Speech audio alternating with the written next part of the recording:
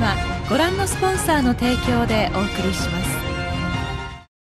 저번 영상을 올린 이후로 매주 꼬박꼬박 시청했는데 4화 정도까지는 임무 브리핑 후 작전 투입, 공중전 탈출 불시착으로 계속 구조가 같은 것이 전작 밴드 오브 브라더스와 더 퍼시픽에 비해 낮은 몰입도의 가장 큰 원인이라고 생각했습니다. 다행히 9화까지 계속 이런 구조가 반복되진 않고 전작들처럼 보충병을 받거나 영국의 도시에서 쉬어가는 틈을 주기도 하며 크로즈비 서령의 경우 6화에서 옥스퍼드 대학교로 파견을 가기도 합니다. 전투에서는 스티븐 스필버그 감독이 참여한 작품답게 매우 훌륭한데 드라마의 진 주인공인 B-17 폭격기가 매우 비중있게 등장하고 승무원들이 멀미를 하거나 당시에는 기체에 여압 장치가 없었기 때문에 산소 부족과 추위로 고통받는 디테일한 묘사도 있습니다. 저번 영상에서 언급했듯이 당시에 미 육군 항공대는 노든 폭격 조준기를 사용한 주간 폭격 임무를 수행했고 영국 공군은 야간 폭격 임무를 수행했는데 양국의 명중률을 두고 미군과 영국군이 현피를 뜨는 장면도 나옵니다. 비행에서 복귀하고 나서 다음 출격까지 상부에 큰 터치 없이 자유로웠던 육군 항공대원들을 꼼짝없이 야전에서 구르던 보병들이 꼴빤다고 질투하기도 했는데 드라마에 묘사된 것처럼 하늘의 전장은 지상보다 더 위험한 지옥 그 자체였고 드라마에 등장하는 제8공군의 2차 세계대전 기간 동안 사상자는 미 해병대보다 많은 26,000명 이상이라고 합니다. 또한 밴드 오브 브라더스에서 전역 점수를 채우면 본국으로 돌아갈 수 있도록 묘사되는 것처럼 당시에는 25회 출격을 마치면 본국으로 복귀시키는 제도가 있었는데 25회 출격을 마치고 본국으로 복귀한 항공대원이 14%에 불과했다고 합니다. 밴드 오브 브라더스에서 노르망디부터 활약한 이지중대의 고참 대원들이 전사한 전우들의 빈자리를 채운 신병들을 이끌어줬던 것처럼